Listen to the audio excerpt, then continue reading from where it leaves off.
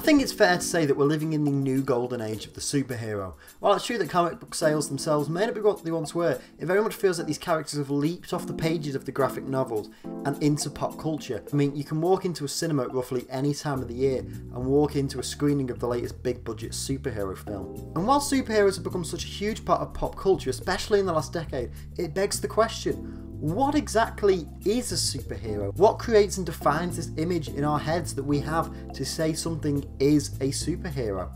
According to comic book legend Stan Lee, a superhero is a person who does heroic deeds and has the ability to do them in a way that a normal person couldn't. So in order to be a superhero, you need a power that is more exceptional than any other power a normal human being could possess, and you need to use that power to accomplish good deeds. So I think this quote gives us a good basis for the start of our discussion, but to further understand this concept of the superhero, we have to look at the original superheroes themselves, and also when this term was first used. While this is a hot topic of debate for comic book historians, it very much seems that the original superhero was Mandrake the Magician.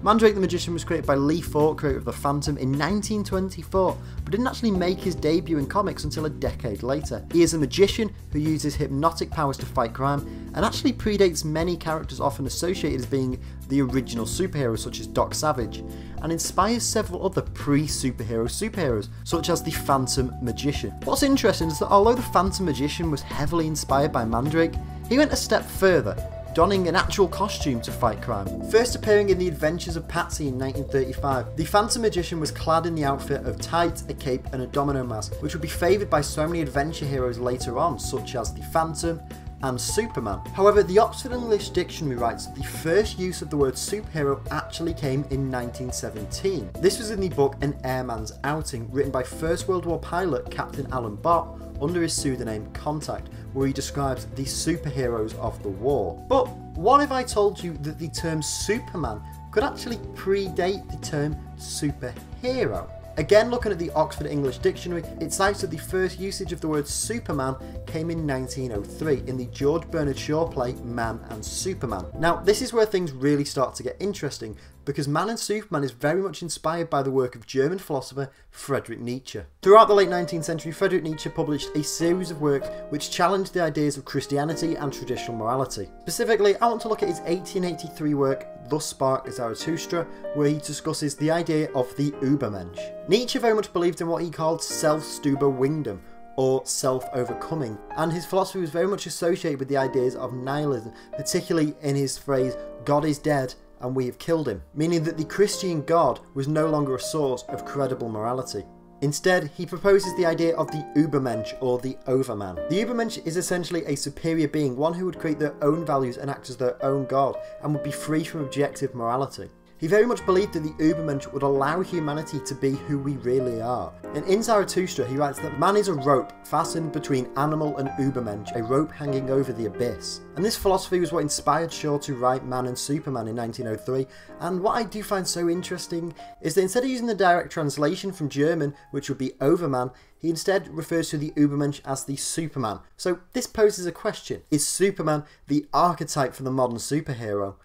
Is he really an example of the Ubermensch? In his infamous book Seduction of the Innocent, psychiatrist Frederick Wertham argued that superheroes are an offshoot of Nietzsche's Superman. Now, this statement has been disputed and argued by many people, with many people arguing that Superman and most superheroes themselves as a whole are actually opposites of Nietzsche's idea of the Ubermensch. Specifically, in Mark D. White's Superman and Philosophy, writer Adam Bartman actually argues that Superman was created intentionally to subvert Nietzsche's Ubermensch. And I tend to agree with what he says here. As we talked about last week in our video over at NerdSync, Superman very much embodies the American dream, and these ideals are very much prominent in Judeo-Christian values, the very same values that Nietzsche's Ubermensch would want to replace. However, there are several characters in comic books that embody the philosophy of Nietzsche's Ubermensch. Characters who embody this philosophy include Lex Luthor, Superman's arch nemesis, Watchmen's Dr. Manhattan, and of course, the original Superman from Siegel and Schuster's short Reign of the Superman from 1933.